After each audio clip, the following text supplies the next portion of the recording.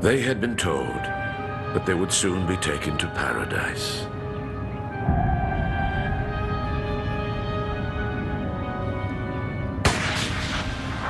Chosen by the great masters of the universe, these disciples were ready to fly off to a distant planet. What their leaders had forgotten to tell them was that this cosmic trip was going to cost them their lives. These unfortunate, gullible souls were unable to tell the difference between cosmic visionaries and impostors.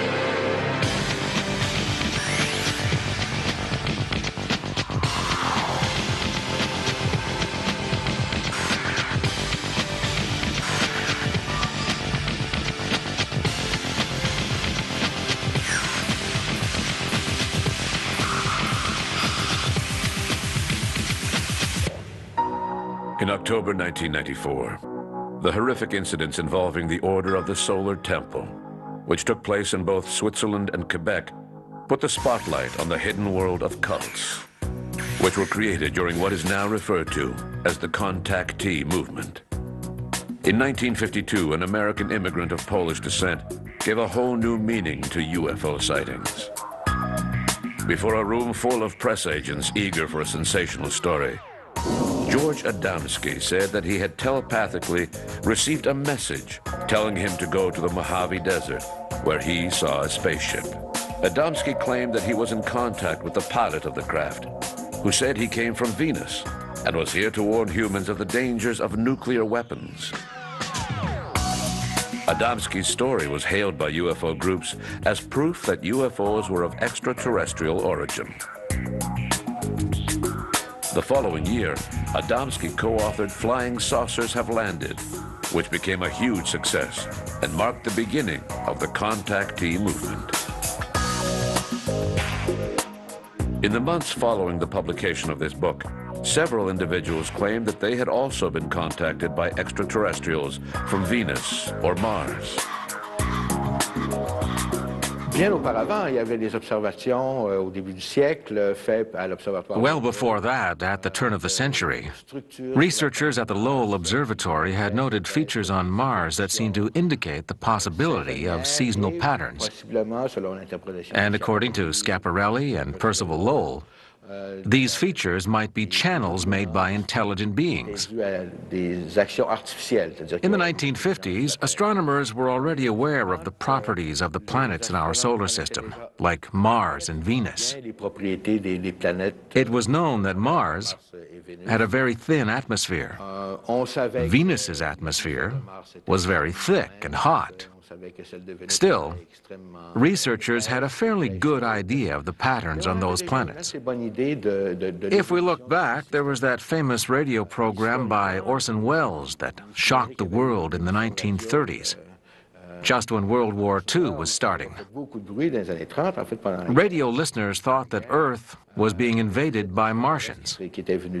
I think that society's fascination with the possibility of alien visits was stoked by events such as that.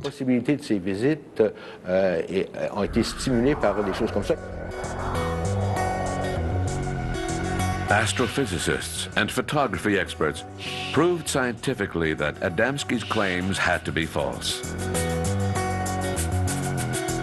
From then on, UFO groups distanced themselves from the contactee movement.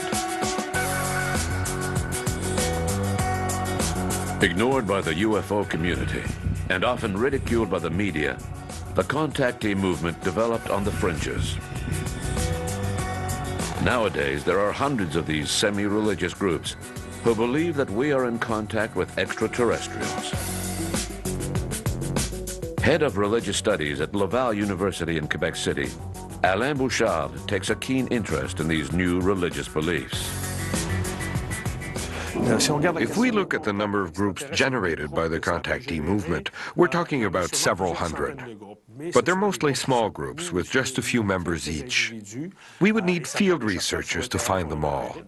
In most cases, the group only lasts as long as its founder is alive, or until the novelty of a revelation dies down.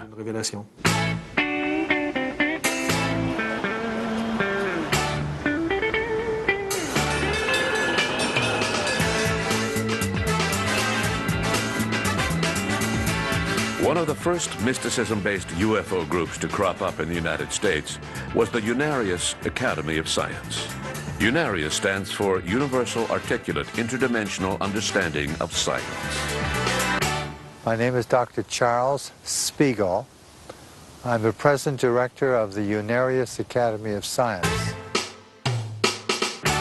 Unarius is a non-profit, tax-exempt, educational, and scientific foundation.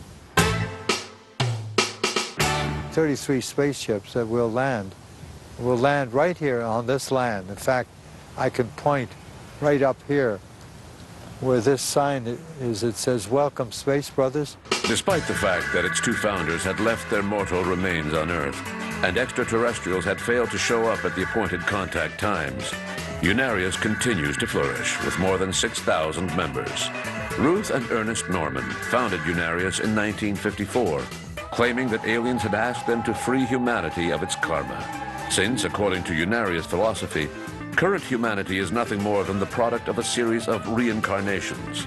Ruth Norman claimed that she was the reincarnation of Socrates, Mary Magdalene, and Mona Lisa. The future of the Earth world is positive, progressive. We promise you. While it's true that most groups created by the contactee movement were trendy and harmless, the horrors of the solar temple led to increased vigilance by state and civil authorities. Mathieu Cossu maintains a French internet site designed to protect people from the dangers of cults.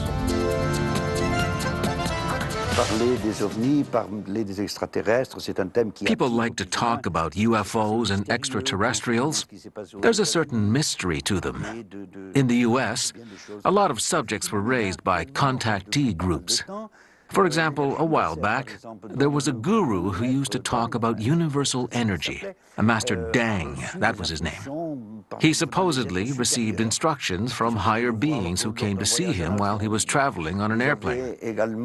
There was also Isozen, a sect whose guru received messages.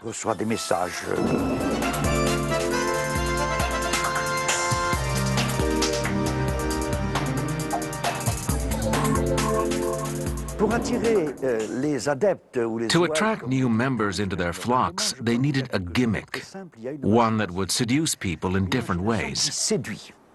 For instance, a sect might attract new members by claiming to have the answers to questions that we all wonder about. Who are we? Where are we headed? What will become of us?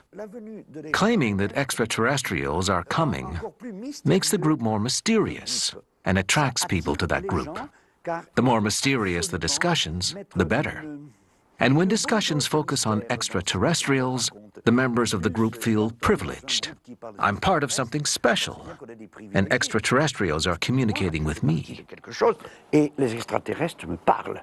Extraterrestrials appear to have the same qualities as God. They know everything and can do almost anything. Technologically speaking, they're 25,000 years ahead of us, according to the Raelians. So an extraterrestrial is like a god. From one group to the next, these New Age religions seem to have the same basic format. If they're not expressly alien in origin, then the founders are prophets chosen to pass on a message from a cosmic visionary. You've always dreamed of studying under Jesus, Buddha, or Muhammad? Well, it's too late for them, but it's not too late to study with me. In general, the message always goes along the same line. There are both good and bad extraterrestrials. The evil ones want to destroy humanity, while the good ones want to save it. The disciples in the cult are the elected ones, who are under the protection of the good extraterrestrials.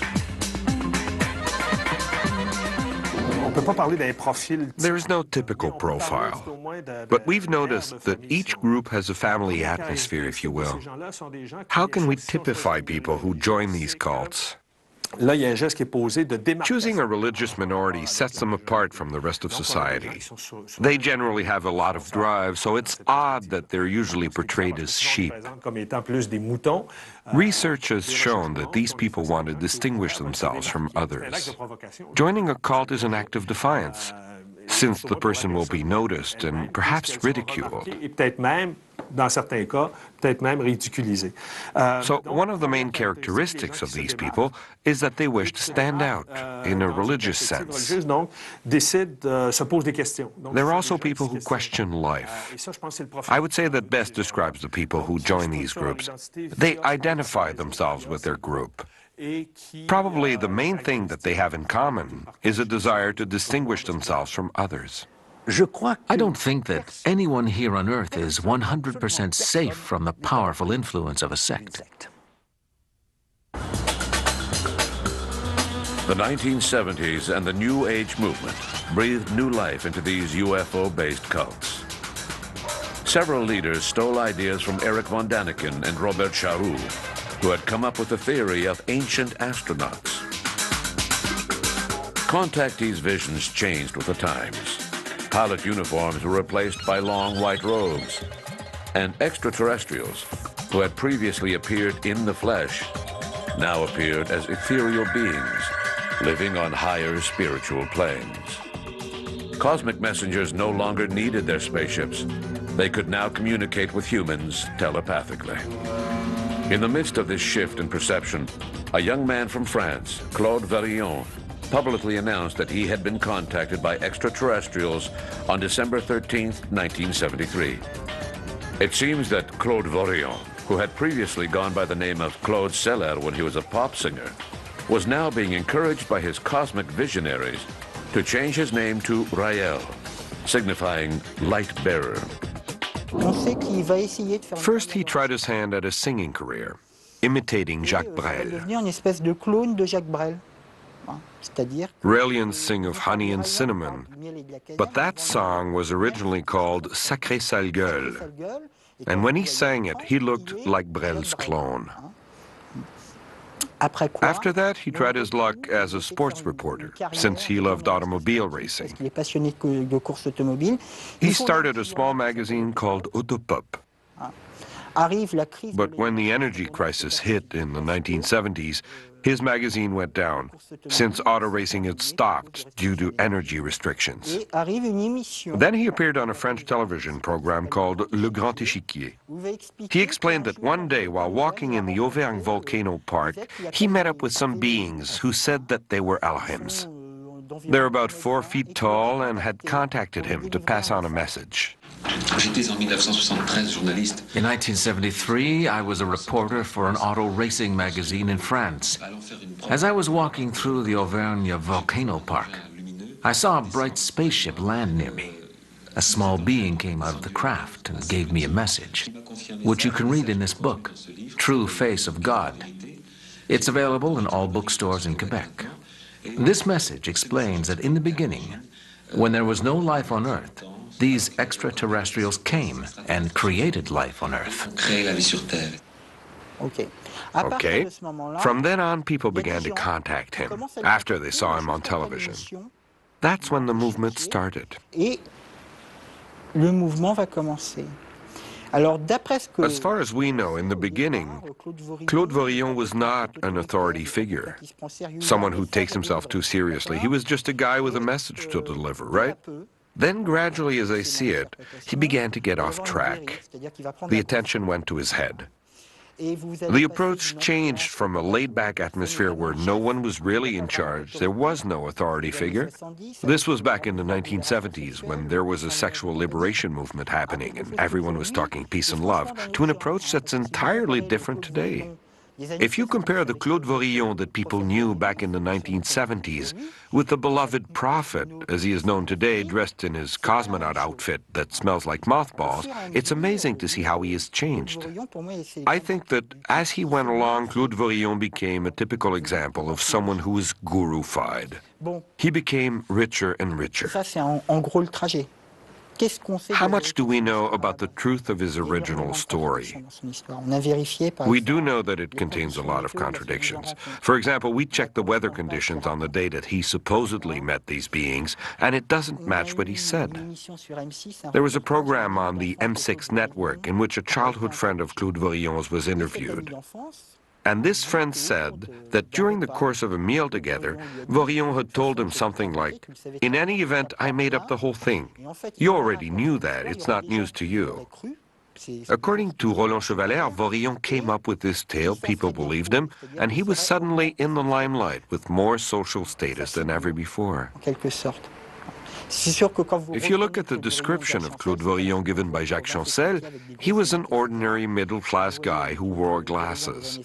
Then if you look at Claude Vorillon in the 1970s, he appears more lively and liberated.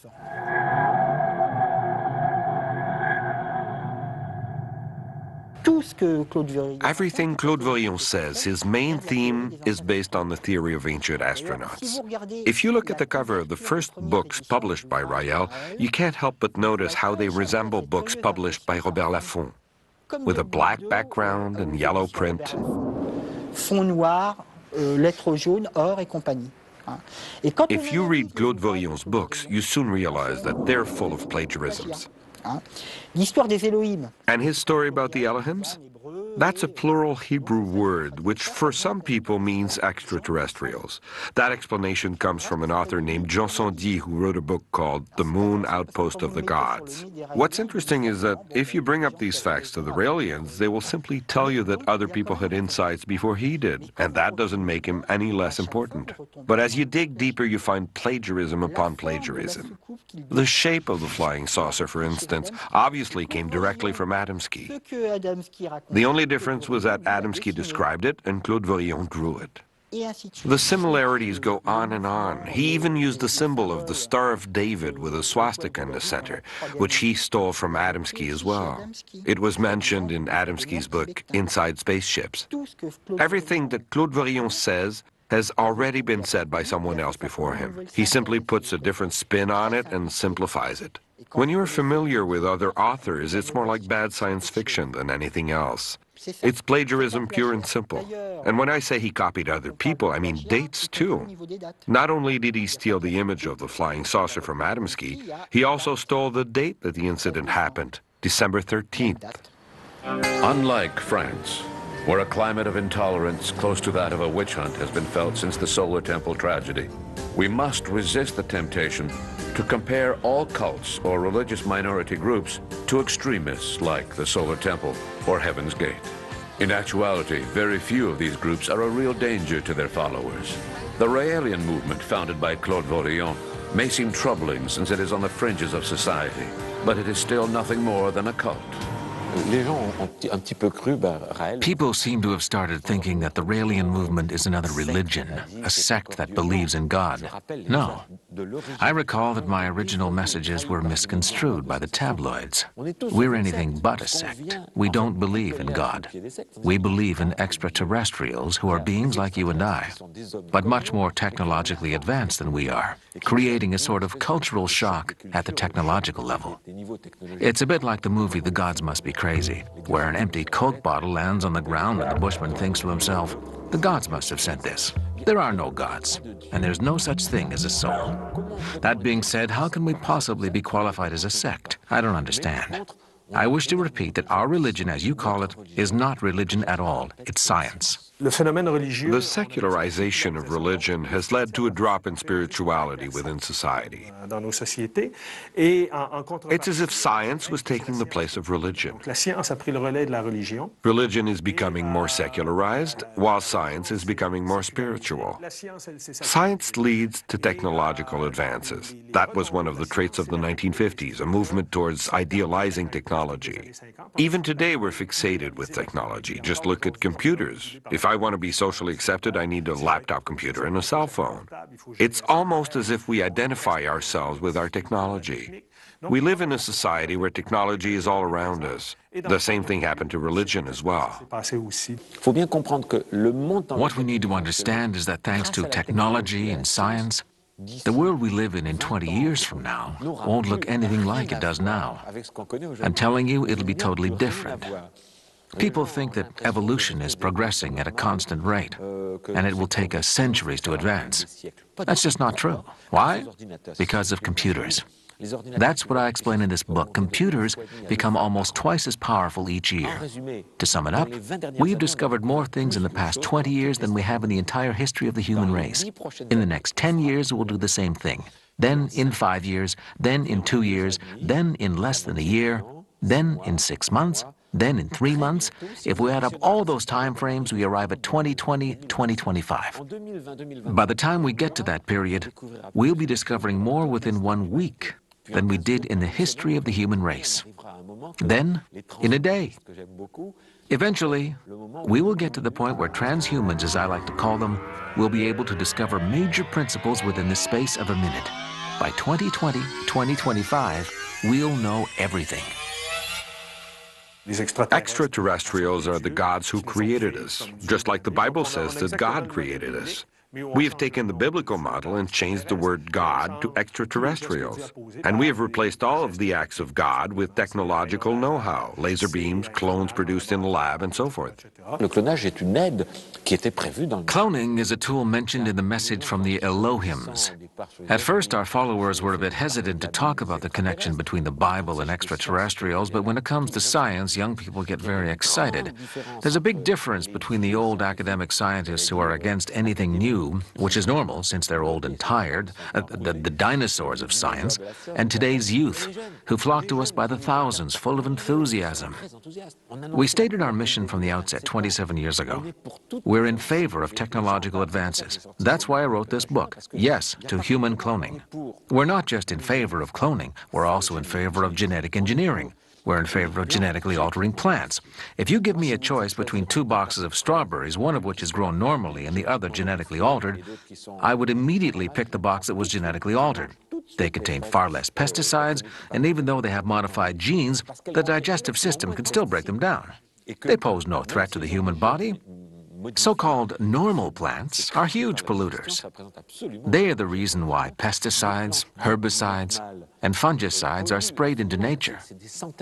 With genetically altered products, we are actually protecting the environment. Condemning anything that is new and modern is considered to be politically correct, but it's a false promotion of green products. We support anything that is new, without exception. Play games that are worth playing. Go ahead and play. Change your sources of pleasure. Find something new to excite you. Come and play in the game of life where we can play together. 20 years from now, there'll be thousands of cloned children in perfect health. Just watch. 20 years from now, even if I'm not around anymore, you'll meet with my successors. And everyone will say, I can't believe how they criticized Rael back then. Once the news was out that they had cloned Dolly the sheep, Rael was quick to announce that he was setting up the first company to clone humans. A few years later, I don't know whether or not you read his book, Yes to Human Cloning, but in it he explains that he made that statement for the publicity. Basically, in the beginning, Clonaid was just a publicity stunt. I call that an empty shell. All those years that it was nothing more than an empty shell, he would tell people that they were doing something. They were going to clone a human. It would be soon, within a year. Then he announced that he was building a lab and they were working on the clone. The owner of the lab, Mark Hunt, who wished to remain anonymous since he was an American lawyer and politician, wanted to clone his child, who had died at an early age. He had asked the Raelians to do one thing: to verify whether his child's DNA could be used to create a clone. They couldn't even do that much, he said in the Charleston Gazette. It cost them the equivalent of $250,000. Cette affaire a englouti l'équivalent de $250,000. We're now asking parents to pay $200,000 to have their child cloned. After all, we're not talking about the price of a condom here. As I told you earlier, Roland Chevalier publicly admitted that Raël had confessed to inventing everything. His daughter discovered the same thing. She got upset at her father, and as a result, she was excluded from the Raëlian movement, excommunicated, as it were, and her cellular plan was cancelled. Your cellular plan is what allows you to be cloned on the Elohim's planet. The Raëlians don't believe that we have a soul. Without a cellular plan, you can't come back to life. You're dead forever. So here, his own daughter was excluded from the Raëlian movement, and her cellular plan was cancelled. Why? What I heard from ex-members is that she went around saying that her father was making up lies. Her name is Aurore Vorillon. Other than the family problems caused by his speeches, Raël has been free to spread his teachings throughout Quebec. Perceived as amusing by the majority of the population, Raëlian theories are for the most part harmless, according to experts. If we look at these groups as a whole, we see that their emergence reflects changes in our society, especially in the area of religion. The Raëlian movement reflects changes that have taken place in Europe and North America, especially with regards to the Catholic Church. I think that these new religions, and the Raëlian movement in particular, are symptomatic of these changes in our society. What are the main characteristics of our society? Freedom and democracy. I think that the creation of these groups is actually a very positive sign. It means that we live in a society where we allow the creation of new concepts, even if they may at times seem bizarre. Taken from this angle, I don't think that we should see a danger in them. They're a sign that democracy is working. What worries me is when a group puts someone up on a pedestal, and that person starts losing sight of reality. From their pedestal, the person may start believing that anything is possible. They could say pretty much anything they wanted to, and people would believe them. I've read some of his material, and I thought to myself, this can't be possible. He goes on and on. It's like a joke. He's just rambling on. He's got to be aware that he's just spouting nonsense. It's as if he's testing his followers, pushing them to their limits. The problem is that they don't seem to have a limit. As time goes on, it just gets worse. What do I see as the danger when someone is that high up, always on a pedestal? They lose their sense of perspective. They can even end up believing all of the nonsense that they originally made up. We saw that happen with the Church of Scientology and its leader, Ron Hubbard, who upon his death had come to believe all of the tales he had told his followers. That's the danger. On October 6, 1994, a story hit the newspapers and television networks. An unexpected and horrific event had just taken place in Morin Heights, Quebec.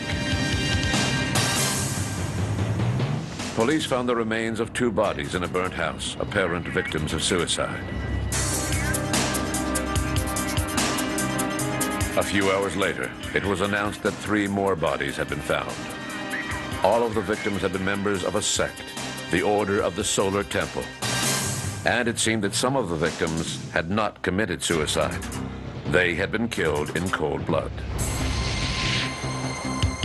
While the population of Quebec was still reeling over this tragedy, another news story broke out even wilder, that struck horror in the hearts of Europeans. In Chéry and Grand Chaux-Servan, police officers had just found the bodies of 48 victims, also members of the Order of the Solar Temple, in the smoking remnants of 2 burnt homes. In total, there were 53 deaths, including several children. Journalists and police officers in Quebec and Switzerland sought a reason why the members of this sect would have done such a thing, and they discovered the disturbing teachings of the Solar Temple. The names of the two main leaders were released to the public. Joe DiMambro, the high priest of the temple, and Luc Jouret, a man who used his charisma to attract new members. François Bourbeau, the director of UFO Alert Quebec, remembers the first time that he met Luc Jouret. When did I meet Luc Jouret? It was in 1985 during his first visit to Quebec. He gave me a brief interview about 20 minutes long. I saw him again in the fall of 1989 when I introduced him at a 3-hour-long conference in Quebec City. That was when I saw the real Luc Jouret. His hair was longer and he was a bit of a playboy. He looked at the women a lot and he changed his story somewhat. He didn't talk about extraterrestrials in public. He spoke about them with me later in private. But I learned that there was a dark side to his story. A few of my colleagues who were working on a story for the magazine Alter Ego discovered that Luc Jouret had a project underway with a large investment corporation in Toronto, Clarkson Gordon to be exact, an accounting firm, to build a hotel in Shawinigan worth $13 million with a circular runway for flying saucers to land on. An investigation by Quebec police officers revealed that several employees of Hydro-Quebec were gravitating towards the Order of the Solar Temple. One of the tabloids soon inferred that the provincial government had been infiltrated by members of the Solar Temple. Inspector Jacques St. Pierre was closely involved in the investigation of the matter. He has a somewhat different interpretation. What happened is that Luc Jouret gave several conferences. He had an incredible amount of charisma. Some companies invited him to come and speak to their employees, and one of them was Hydro-Quebec. He had such a charismatic aura about him that some people were drawn to what he had to say. Some people believe in religion, while others have lost faith. They no longer have any lifetime dreams or goals. They've achieved everything that they hoped to achieve, and now they're looking for something new to latch onto, to feel alive again. That's what happened in some cases. Certain people may have found something interesting in what Luc Jouret had to say and decided to join his cause.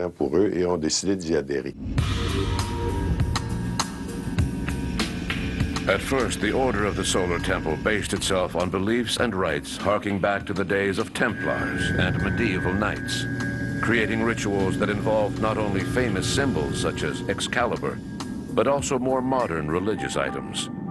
When asked about the ceremonies that took place within the sanctuary of the temple, some members confided to investigators that they had seen several strange phenomena, such as the appearance of cosmic masters.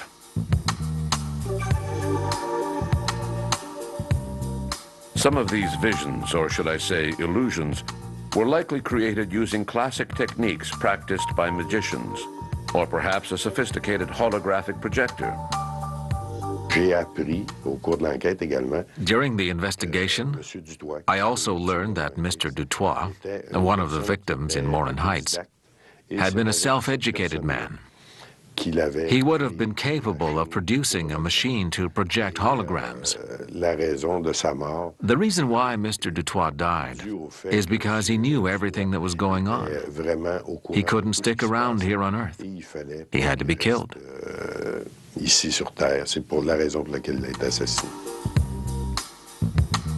In addition to the medieval rituals symbolizing knighthood, the Order of the Solar Temple gradually began to integrate an extraterrestrial element. When the time came, temple members would have the exclusive privilege of being transported across the galaxy to the planet Sirius, where a better life awaited them. The fact that they were expecting the world to come to an end did not make them dangerous. Christianity has existed for 2,000 years and is based on that belief. We have no criteria for determining how dangerous a group is becoming. As is often the case, right up until a week before the tragic events, we had no idea that anything was going wrong. All we know is that it builds slowly, like internal combustion, and it only takes a minor shift within for panic to strike, and then boom. Les jours de Joe DiMambro étaient comptés, c'est que Joe DiMambro's days were numbered. était une personne qui When we investigated, we discovered that he had been very sick. He was not expected to live long. possiblement que si Since he didn't have anyone to replace him, to take charge of the solar temple once he was gone, the days of the order itself were numbered as well. probablement amené That was probably what drove Joe DiMambro to decide that the time had come for the trip to Sirius. le voyage vers Sirius There was no one to carry on the temple. parce qu'il n'avait pas de relève pour lui. Even if we can try to understand what was going through Joe DiMambro's mind when he announced that it was time for the trip to Sirius, it's even harder for us to understand why he wasn't content to just take volunteers with him, why he chose to murder certain members of the solar temple.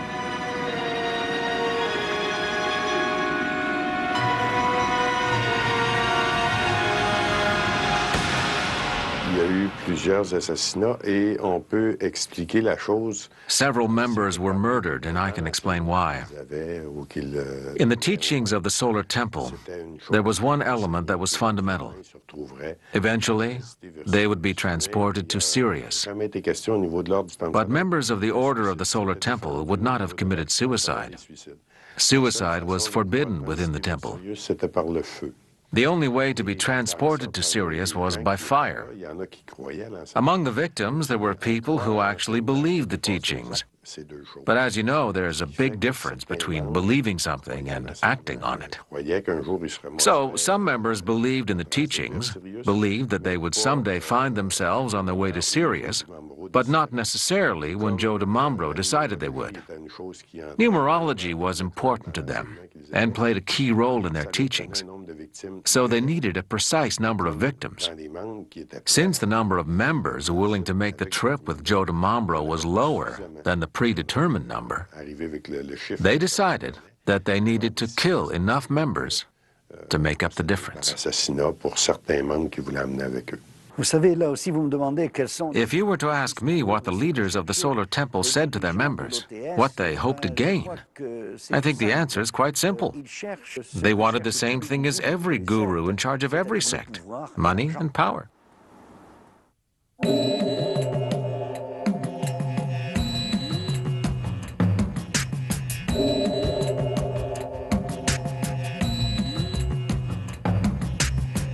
Barely 4 years after the Solar Temple horror, another cosmic visionary made the headlines.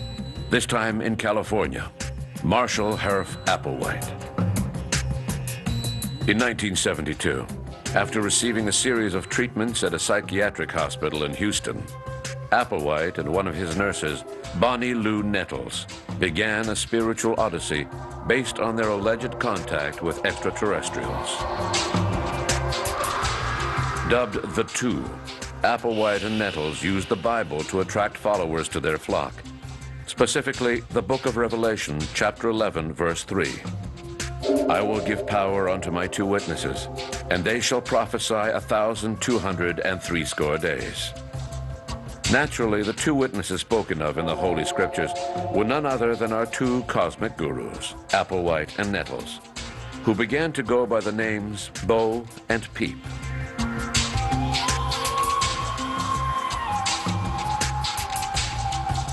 Through telepathic contact with friendly extraterrestrials, the gurus learned that evil extraterrestrials were preparing to destroy the human race. Their cosmic visionaries instructed them to identify a group of chosen ones to be removed from Earth and placed in safety. In the spring of 1997, UFO researchers noticed a strange light at the tail end of Comet Hale-Bopp. Marshall Applewhite, who had changed the name of the group to Heaven's Gate when Nettles died in 1985, said that he was certain this light was the famous spaceship coming to take the disciples away, despite formal contradictions by professional astronomers.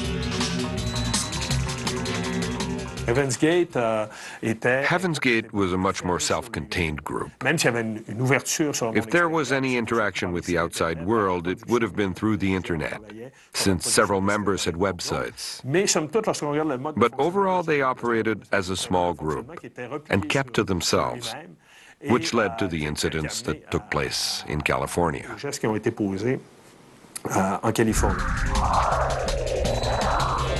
After having videotaped farewell messages to their friends and family, the 21 women and 18 men in Heaven's Gate took a deadly drink containing alcohol laced with a drug. There's just no way of describing how great it's been, how much we're looking forward to what's ahead for us now.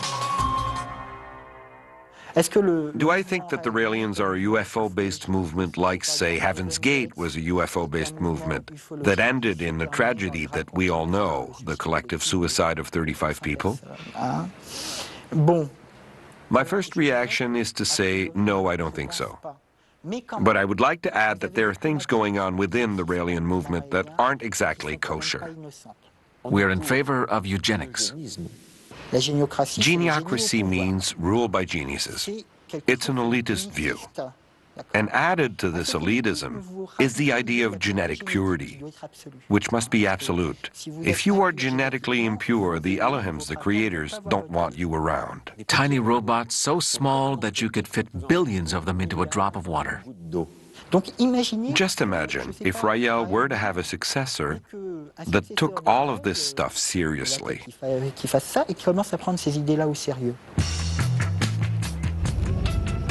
The tragedies that took place within the Order of the Solar Temple and Heaven's Gate make us wonder if perhaps legislators and the police should take more drastic measures to prevent any further carnage.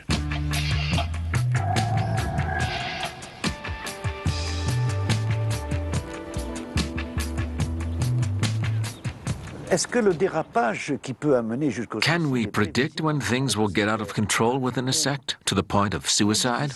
That's a difficult question to answer. If it were predictable, then the police would be able to step in and prevent it from happening. I live in a democratic society, and as I always say, as long as I respect the freedom of others, I guarantee my own freedom. When we talk about groups that are similar to the Order of the Solar Temple, we need to get one thing straight. The Quebec Provincial Police carry out an investigation whenever a crime is committed. But if no crime is committed, the police have no reason to investigate. They don't go around investigating things just for the fun of it. A crime must have been committed. Obviously, there are other groups that resemble the Solar Temple. But until a crime is committed, the Quebec police force does not get involved. Personally, I prefer to live in a tolerant society rather than one which believes in witch hunts like France. It's unfortunate that people think there is a witch hunt going on in our society. As a volunteer of an association, my own personal goal is not to pursue a witch hunt. It's more a matter of prevention and precaution. I feel that people are wrong in thinking that we are conducting a witch hunt. French legislators have no wish to instate a witch hunt of any kind. France is a democratic country, a secular state. It's important to separate spiritual matters from worldly matters. Separating spiritual matters from worldly matters. For individuals questioning their existence, isn't it more satisfying to the ego to know that you are a member of a chosen few? Isn't it somehow gratifying to rub elbows with visionaries who are the reincarnation of Socrates, Mona Lisa, or even Jesus himself? And when these cosmic gurus invite us to join them on an intergalactic journey to a far-off paradise, how can we turn down such an inviting offer?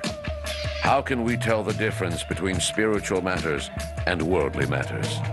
How can we unmask the imposter disguised as a cosmic visionary? Now that we are in the 21st century, contacts with extraterrestrials are far from subsiding. They are being used more and more often by gurus. This brings to mind a quote by Victor Stokowski, who wrote a major paper on visitors from other worlds called Men, Gods, and Extraterrestrials. We may not like the world as it is. We may find reality to be confusing, boring, and at times cruel. But it is dangerous to dwell in the absolute certainty that beyond this reality lies a mystical paradise, a better life that we can achieve by sacrificing our life in the here and now. If a group is led by someone who is so terrific, so personable, so humane that you find yourself thinking, why haven't I heard of this person before? And when the goal of the group is so fantastic that you find yourself thinking, this is too good to be true, well, then it probably is too good to be true. Always use discernment. Exercez votre esprit critique.